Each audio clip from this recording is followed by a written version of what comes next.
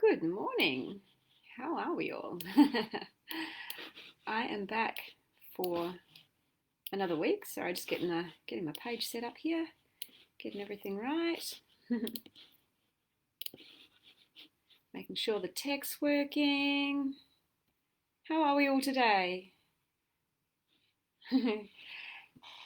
All right, I am back here today to cover part two of my weight loss secrets with you. And today I'm going to outline some of the key 80-20 rules or guidelines that I see as being really key in successful and sustainable weight loss.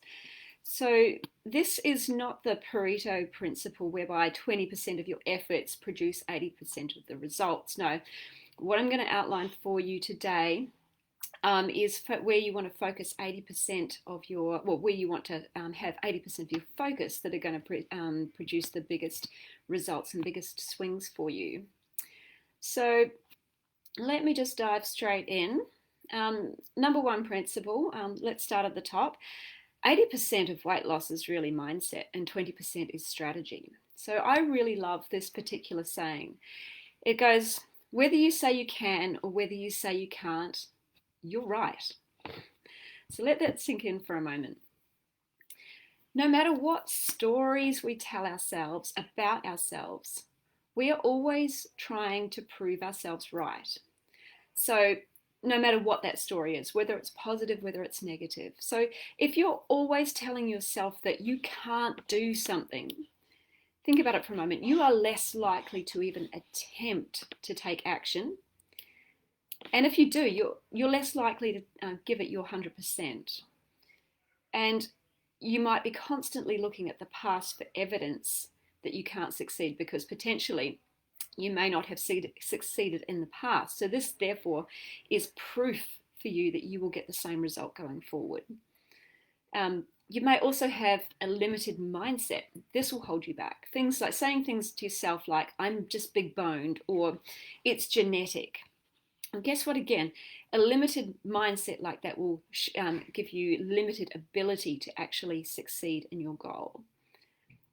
And if you have a limited mindset and you tell yourself these BS stories all the time, even if you do lose a little bit of weight initially, you're likely to find ways to self-sabotage yourself and eventually put that weight back on because you haven't got your mind in the right place, right? So now I've just come from 4 days at Tony Robbins UPW where we really addressed our limiting beliefs and we smashed through them. We literally had a board and we wrote them all on and we smashed it down the middle and it was great. And what we did is we created some new empowering beliefs. And it's working with someone like a health coach like myself that can help you rewire those limiting beliefs within yourself as well to help you achieve your goals. And this is absolutely key for you to get this right, get your mindset right for you to succeed. So remember that, getting your head right and believing that you can do it is a major part of your journey. Now, when we move into the 20% of strategy, 80% of your success here is going to come from the kitchen, right? So 20% is going to come from things like exercise or movement, hydration, sleep, and stress reduction. So I'll tackle those next week, but for now, let's just look at the 80% that's going to come from the kitchen. You can't exercise away a bad diet. I'll say that again. You can't exercise away a bad diet. Just as an example, I remember a few years back, when I was pescatarian, I entered a 12-week challenge at my local gym. I really wanted to go and get some really great results, and I went in hard. I trained so hard. I wanted to win that competition really, really badly, but my friend Rusty in the end actually won, and hi Rusty if you're watching this. I thought I ate healthy, but knowing what I know now, I know that I was eating way too much fat from things like fish, from dairy, from eggs. And I had too much processed food in my diet as well. Things like white flour pasta. While I was pescatarian, I still ate vegetarian most of the time, so I would still have things like the processed veggie meats. these weren't great foods. Looking back now, if I'd removed all of that, whoa, I could have had a much better result. So I worked my ass off at the gym. And don't get me wrong, I did get good results. I was really happy with my results, but I had to work so hard to achieve that. Comparing to results I've seen in my own body this year during this COVID lockdown. So obviously gyms have closed down, and I have also been injured with a groin strain that's taken some time to heal. So I was pretty much restricted to walking, and back when PTs were still allowed to work, I had a weekly one-on-one PT session per week. Now, just by changing what I ate and really gentle exercise, I still lost 8 centimeters from my waist in just 12 weeks. What I did, I decided I was not going to snack on any sort of processed vegan foods. Obviously, I'm plant-based vegan now. I still allow myself a little bit of cheat, but during the 12 weeks, I decided I was going to remove that. I decided to stop eating fake meats. I realized fake meats and fake cheeses are not healthy. I do not need them in my life. I also removed any temptation to cook with oil. I removed it from my bench top, removed it out of sight, because I guess before that I was trying to stop cooking with oil. If I just removed it and had this goal for myself, that was going to help me stay on track. And I lost 8 centimeters from my waist in 12 weeks. That was amazing. I also had my own health coach, Christy, keeping me accountable to my goals each week, which really helped as well. So, what should your 80% look like, that 80% in the kitchen? Well, 70 to 80% of your calories should really come from your complex carbohydrates. But wait, what? Aren't carbohydrates fattening? No, they're not. Let's get this straight. In their whole food form, they are filled with vitamins, fibers, minerals, all the things that create abundant energy in our bodies. And the beauty is that they actually fill you up quickly and prevent you from overeating calories. But here's the trap: the processed carbs.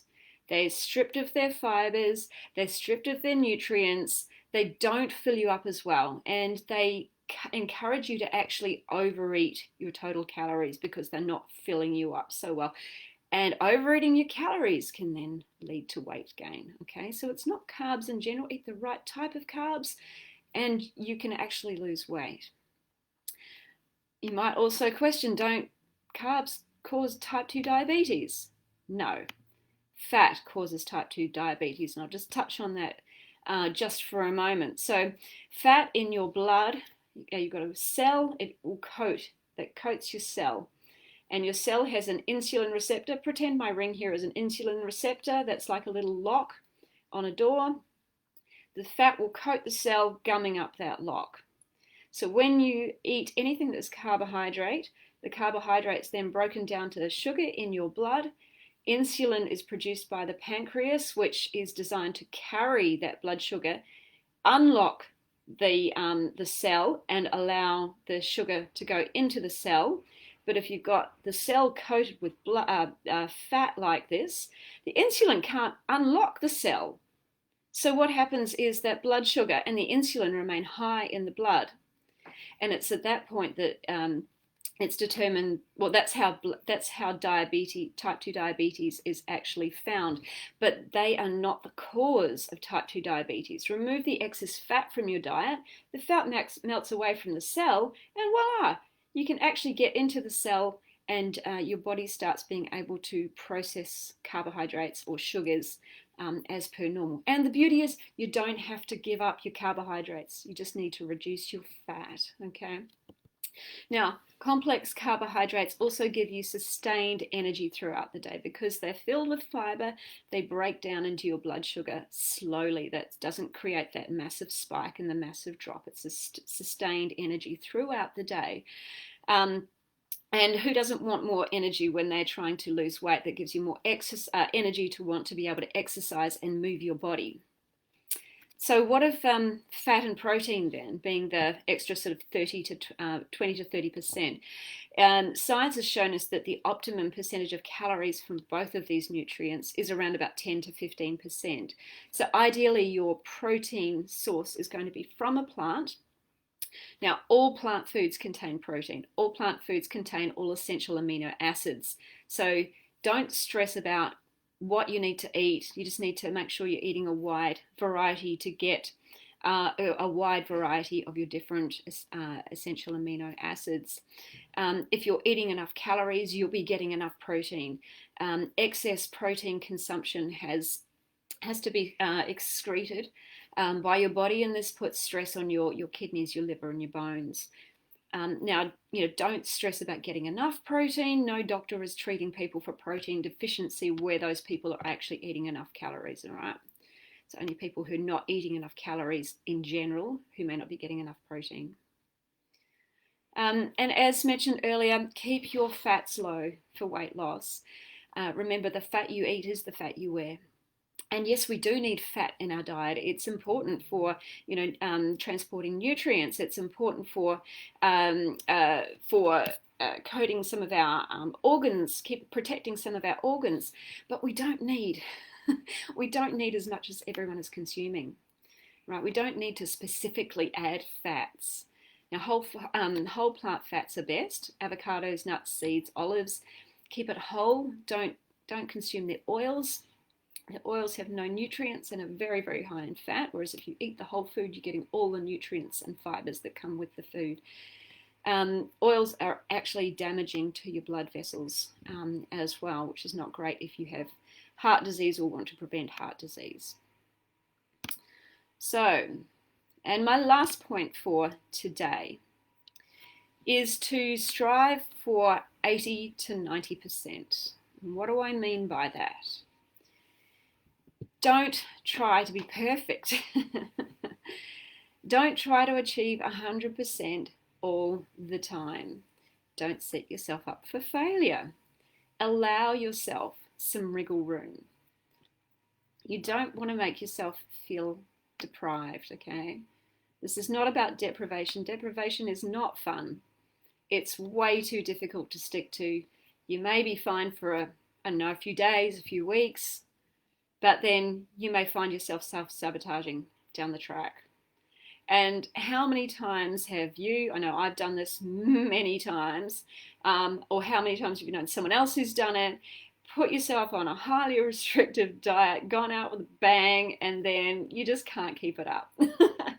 And you fall straight back into your old habits because you're not allowing yourself a little bit of wriggle room. So a little bit of wriggle room might mean, when you go out for dinner, for example, you let the rules go out, and you might go out once every couple of weeks or something like that, or you allow yourself the occasional takeaway or something like that. So for me, at home, most of the time, I am low-fat, whole food, plant-based, and we're in COVID lockdown, so no one's eating out. But, once in a while, I might get myself some Uber Eats. But when I do, it's something that's reasonably healthy. But I'm not necessarily asking for it with no oil. I'm not suggesting everybody should do that, but you know what your own 80-20 rule should be. But I'm not necessarily too strict on myself when I'm eating the food that I haven't prepared myself. But, normal everyday cooking for me at home is low-fat, whole food, plant-based, no oil, no sugar, no salt. So that way I know that if I'm doing that 80 to 90% of the time, my health is going to be great. I'm going to be able to maintain my weight fine. And I have my little cheat moments that help me stay on track and make this a lifestyle, not just a short-term diet.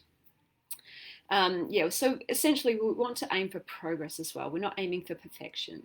So we want to create new healthy habits that are going to last. And again, like I said, not treating this like a diet. So just to quickly recap for today, you want to make sure that, 80% of your success is going to come from your mindset, right? Get your head set, you'll be fine. 80% of your weight loss is going to come from your kitchen. Well, when we talk strategy, 80% of that is going to come from your kitchen. From the kitchen, 70 to 80% of your calories should come from whole plant carbohydrate foods. And I want you to strive for 80 to 90%.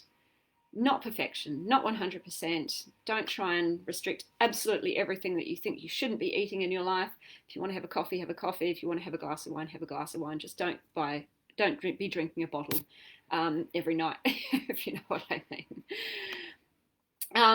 And if you are on a weight loss journey and perhaps struggling at the moment, you might feel a little bit lost. You know, these strategies that I'm presenting to you do make sense, but you don't quite know how to implement them in a way that is going to work for you and give you 100% certainty of success. I'd love to have a chat. You know, feel free to reach out to me for support. I happily walk you through my 12-week plant power transformation program. It's designed to help you get your head in the game, teach you all the fundamentals of plant-based eating for maximum health and weight loss. And yeah, together we can create a game plan that is going to be a success for you. You know, I make sure that we're tracking your progress along the way, that your goals are yours and not mine. Yeah, I'm here for you. I want to make sure that this is going to be a successful lifestyle for you. So that is me for another episode. I hope you have a wonderful day if you're this part of the world, or a wonderful evening if you are in the Northern Hemisphere. And I will see you next week, where I'm going to dive into some more strategies, more around the 20% that is the exercise, the sleep, the stress reduction, the hydration that will impact your weight loss journey even more. So, signing off for now. Have a wonderful week. Bye, everyone.